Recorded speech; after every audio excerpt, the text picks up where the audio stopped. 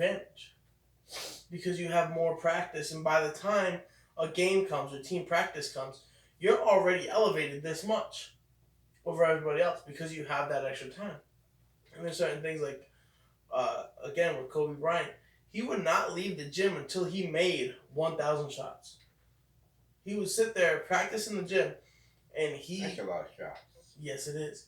If he did not make, like, not even shoot, if he didn't make 1,000 shots, you weren't getting him out of that gym. How do you keep that in your head? I was thinking the same thing. That's a big number to count up to. Big number to count up to.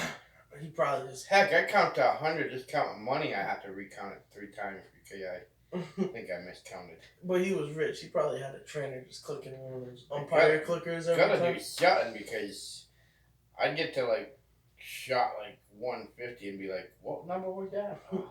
Start over. Yeah, but it's he has this drive. He had this mentality to do that and to be the best form of himself. And I've always looked up to him. I even have a tattoo on me that says WWKD, which I actually got scolded for by some Christian people because they think it's making fun of God. Because the whole "what would Jesus do" thing. Yeah. I can see how you get that, but it's the tattoo. Excuse me. The tattoo signifies what would Kobe do, and it's not like poking fun at anything or anything like that. It's just that I genuinely can sit there and it's helped me on a few PT tests where I didn't think I was gonna make it. Doing push-ups, like, what would Kobe do? Oh yeah, that's right. Kobe would push through this. Kobe would go and end up passing it. You know what I mean? Because that's just the mentality of the spirit he had. And I feel like everybody has the ability to have that spirit. Oh, everybody has equal opportunity. It's just how much you want to make it. It's how you apply it. Right. And another thing that I was watching, as everyone on the podcast knows if you've been watching for a little bit, I love the Joe Rogan Experience. And he had Wiz Khalifa on an episode, and I think the episode was actually like 3 years ago, but I just watched it the other day. And Joe Rogan and Wiz Khalifa are sitting there, and they're talking about, because Wiz Khalifa says he knew from the 3rd grade he wanted to be a rapper. He said he wanted to be one of 2 things when he was in 3rd grade: a Ninja Turtle or a rapper. And he said rapper is probably more plausible. So, from the time he was like 8 in 3rd grade, he was asking his parents to get him like little microphones and stuff like that we could practice, and he would sit there and write raps and practice and all this. But by the time he was 16, Wiz Khalifa had a record deal. And that is unheard of. Normally you have to be, unless you're like a Disney star or something, you have to be like 18 to at least be considered. Mm-hmm. And Wiz Khalifa at 16 had a record deal. And by the time he was 17, he was doing tours and stuff like that. And it's just one of those things where they're sitting there talking, Joe Rogan's like, that's amazing. He's like, you've been working at this since you're in the 3rd grade, and look at you, it paid off, it had the money, you put the time in. And Wiz Khalifa is the type of person where when he was in high school, he wasn't one of those big party people. Like, right now, he's a big party, all this and that. But he made it. He doesn't have to worry about it. When he was in high school, he wasn't hanging around with other people. He was in the studio. He said his dad or a stepdad or something like that even had to pull him out of his room, which he had as a mini studio, to go hang out with his friends. And it's just one of those things where they were talking about how not everyone can make it. And I agree with that to a degree. Because they were saying not everybody can make it. And I disagree with that as a statement because everybody can. Not everybody will. You have the opportunity. But not everybody put in the effort. You have to put in the work. And that's why we're talking about doing an episode on the 7 Deadly Sins. And I thought of Sloth because recently I've personally been having a lot of these, or in the past and recently I've been overcoming these issues, is like I used to be really lazy. And Dad can tell you, I used to be really lazy. I was that kid that at home, I wasn't doing a whole lot of stuff. I was either playing basketball or playing video games. I was one of those people where I was stuck in the comfort zone. Like, hey, I'm good at this, or I know how to do this, so that's what I'm going to do. And, especially when it comes to health and things like that, it can get hard. Because, like, I'll use my brother Dominic for example. I cannot stand his physical stature. Because this man, especially when we were kids, plays video games, watches TV, and eats Doritos all day. That is his lifestyle. Dude's got a six-pack, and you can tell he has muscle on his arms. And I always used to sit there and be like, there is no way. Because I'm out here actually working out, actually doing things to help better my physical stature, and I still got chub. And I'm like, I'm eating salads. I'm not overeating. I'm doing everything I can to lose weight and to, like, build my muscle. And it seems like it's not doing anything. But this man sits there, eats Doritos, and automatic, like, a six-pack just forms. It just appears. And I'll never understand it. And I remember my brother Wes and Chris, we talk about it all the time. Because he just has that, I guess, physical gift. He does. And it's one of those things where growing up, and I grew up with a lot of people like that. Like, I had kids that I played basketball and soccer with, and I'll never claim that I was some great basketball player, great soccer player, but I could hold my own. And I would work towards it. I would go home and I'd play basketball for a couple hours and practice drills in my head and kick a soccer ball around and learn and try to grasp things. And I just never seemed to be able to come on top of all those people who played the game with me but were lazy about it. Like, one of the families, the Lavoys, all three of their kids were exceptional at soccer. And they played soccer from the time they were about 3. So they had that experience and all that. They didn't do a whole lot of after-school practice. They went to practice when the team told them to practice, and that was it. Some people just have natural abilities. And they were all great. And I would sit there and I'd get mad at them because I'm like, listen, I'm putting in 10 times more work than you are, and you still somehow surpass me. They just had a natural ability.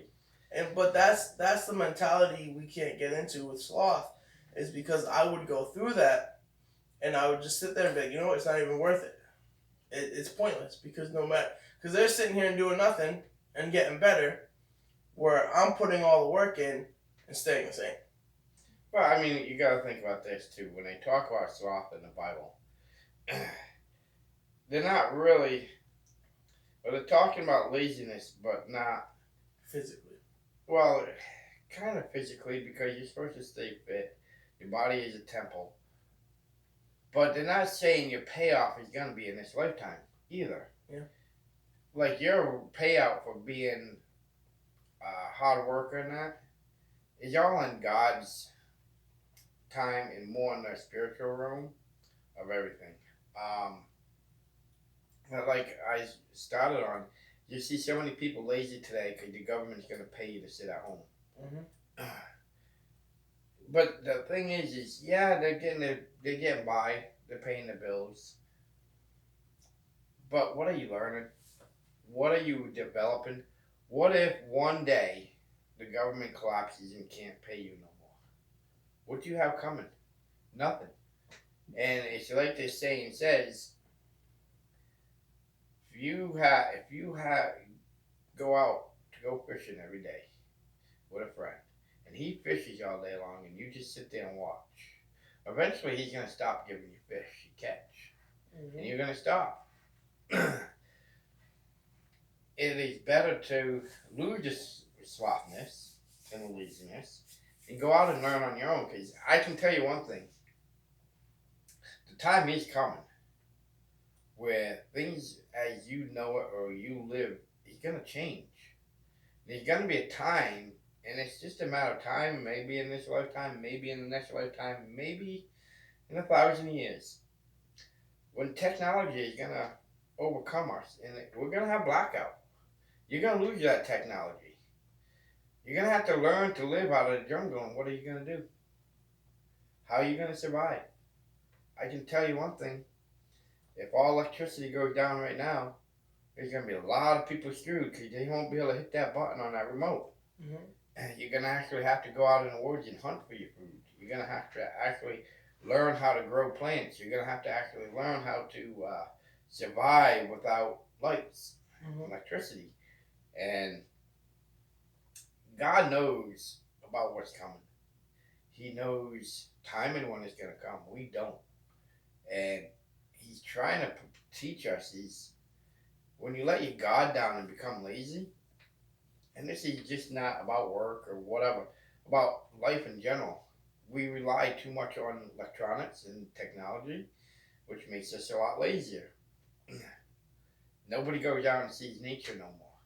Nobody goes out and endures nature anymore. So when that time comes when something happens, it's gonna be a lot of rude awakening for people. Yeah. And like it says in the thing, for those who work your butt off and keep going and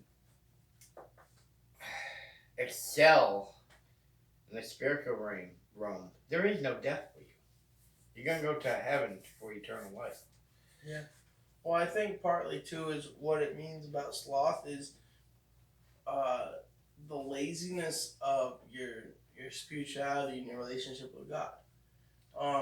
Because everything, including your relationship with God, is a two-way street. And the way I like to look at it is God or Jesus sent God, or God sent Jesus down to earth. And He gave us a literally unrepayable gift. He came down. Every single time you commit a sin, He took that and served this time in hell for that, for you. And it's one of those things that no matter what you do, you'll never be able to repay them.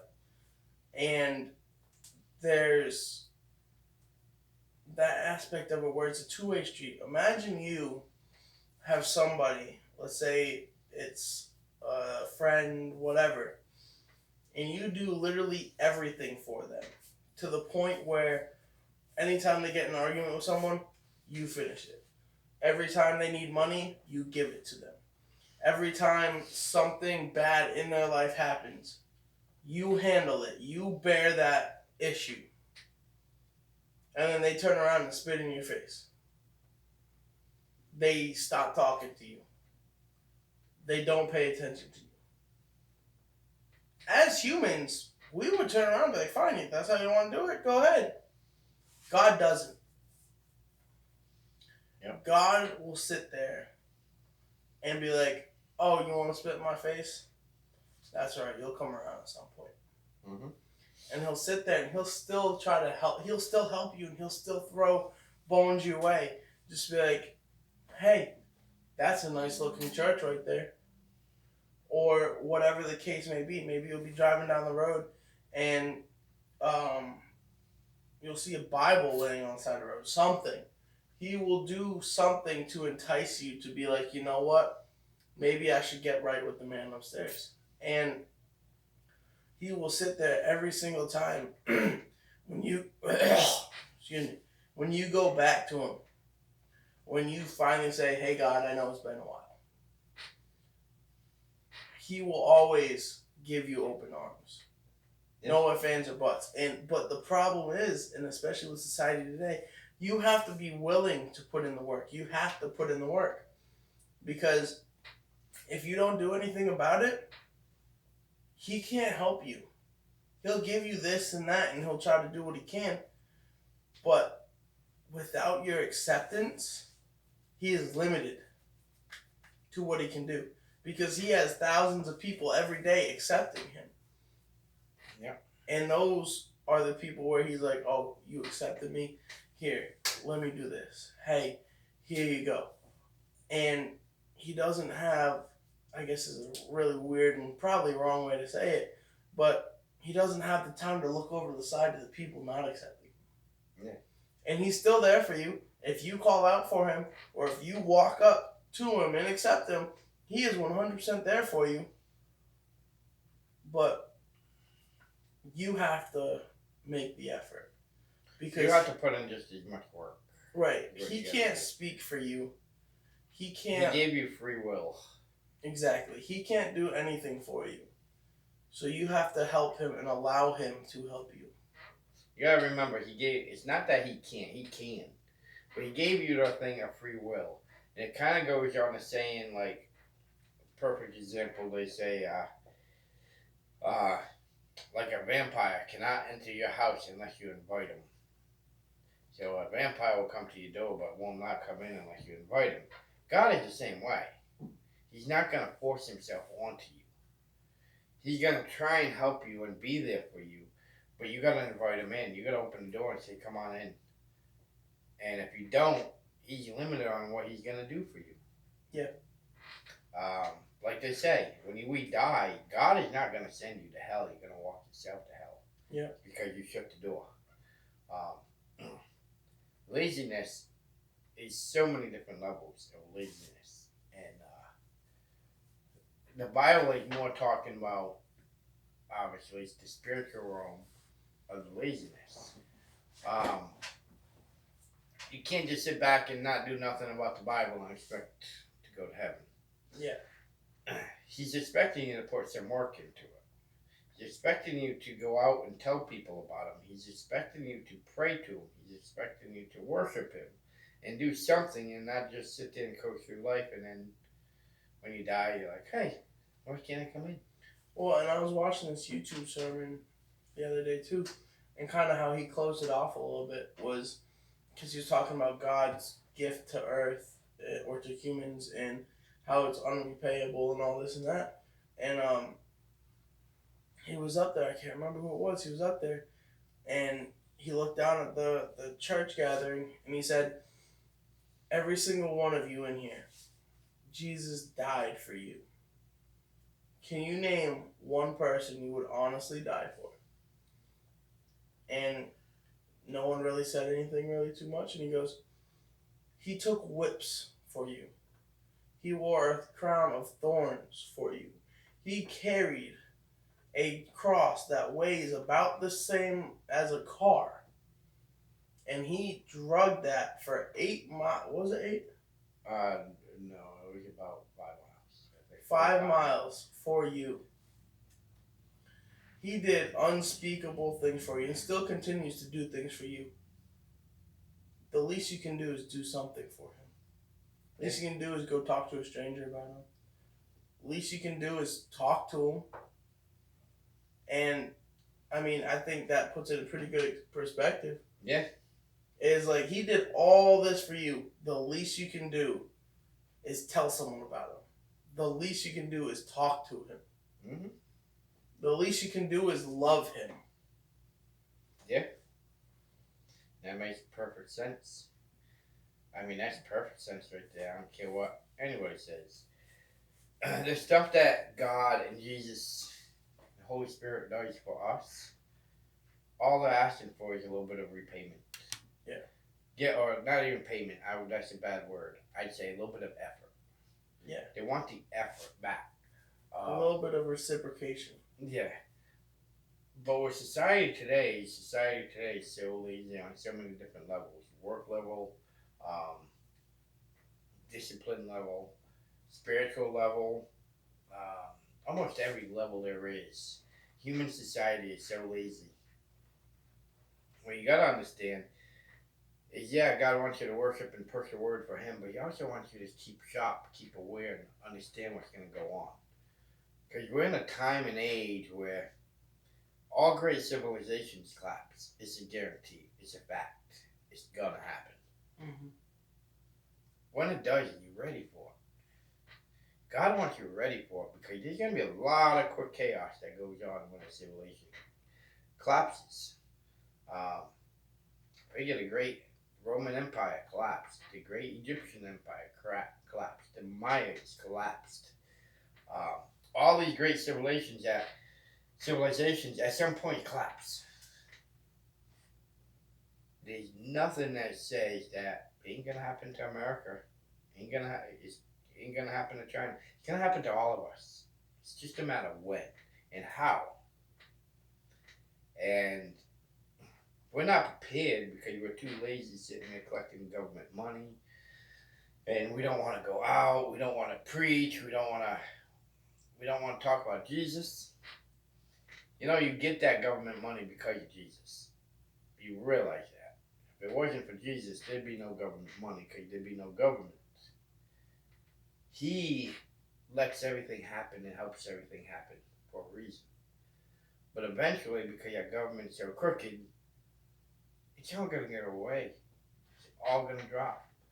And eventually, the civilization is going to collapse. And how it collapses is who knows. But once stuff starts and chaos starts happening, you can guarantee electricity is going to collapse because of all the chaos.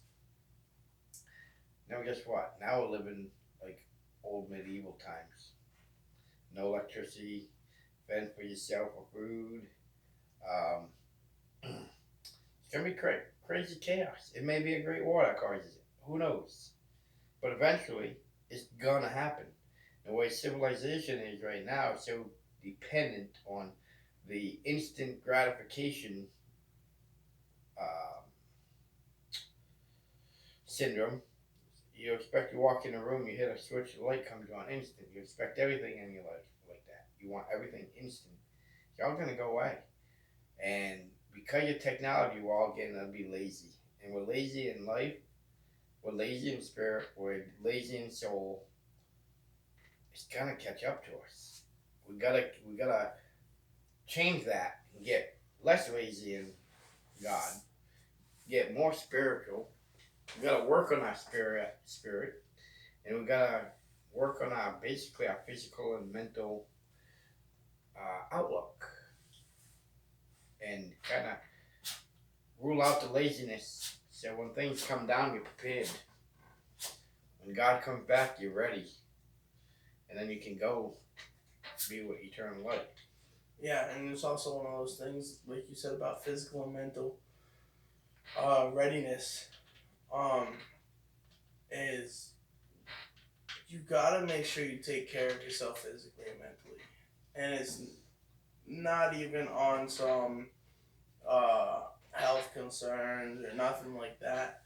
It's one because your body is God's temple, and I have no doubt that when you get to heaven, God will judge you on your body. I 100% believe it's kind of like the parable of the talents. Yeah. Where the master came and gave all the workers these talents and said, "I'll be back in a week, so you can show me what you've done with them." And I feel like God is the same way. He's like, "I gave you this body. It's you to use to live through me. It's yours to use to do whatever you want. All I ask is you take care of it and you spread my word." And then some people are coming back weighing 600 pounds. And other people are coming back and they're, super skinny. Or they're coming back and they got... old and decrepit like me. They got scars all over their face and things like that. Or, bad livers from drinking too much. And all this different stuff. Or is it kidneys? Livers? Liver. You have all these things. Bad lungs from smoking. Whatever it is. He's going to look at you and be like, "Really? I gave you a body. I gave you life so you could do what you please with it. Is just spread my word." And not only did you not spread my word, but you destroyed my body too. You destroyed the temple. And, I was told today that I'm already getting that pretty good stern dad look. Because Cupcake, I've been trying to train her. And there's sometimes where, because she has shepherd in her, and shepherds are very stubborn. So if they don't want to do it, they're not going to do it.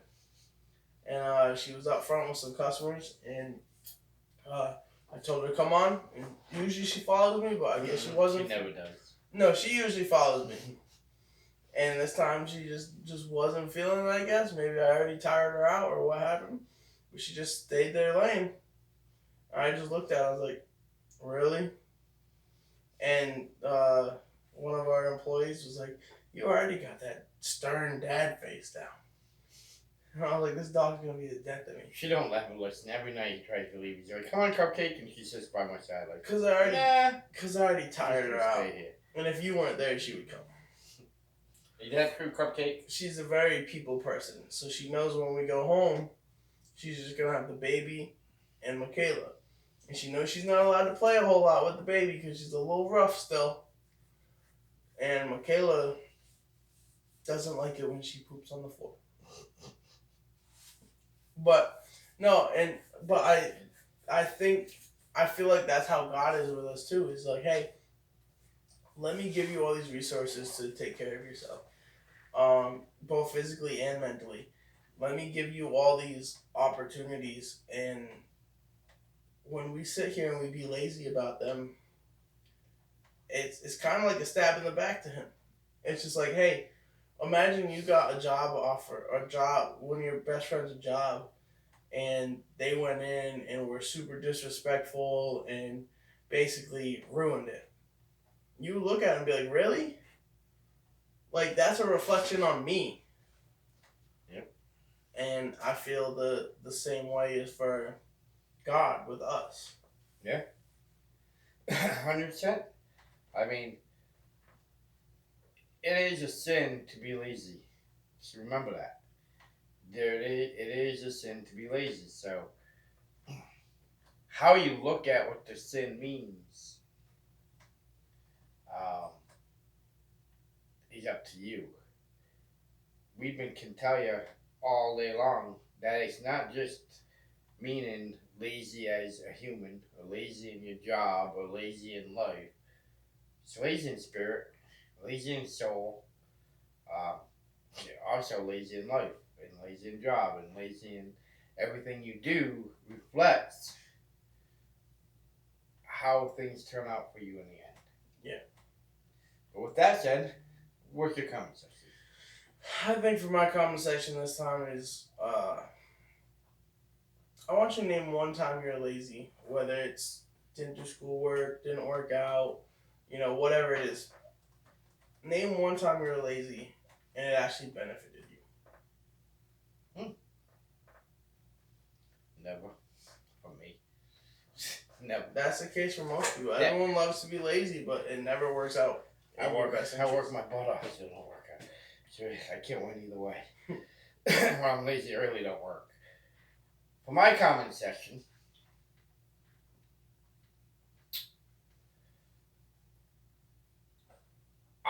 it's going to be prior to part. Don't say it with such shame. First part is, I want to know about a time that you had to do something that you just didn't want to do. You just didn't feel like doing it. You were just too lazy to want to do it. But you did it anyways because you knew you had to. And how you felt with the payoff when you're done. Usually pretty good. Second part is, I want to know about how many times have you felt a calling from God, but you're too lazy to fulfill it? Because I know we all had those things where it's like, I should do this. This would work for God, but I don't feel like it. We all have that calling, and then we don't do it. So we certain ones. Yeah. That being said, hope you have a great week. And don't forget to have faith over fear.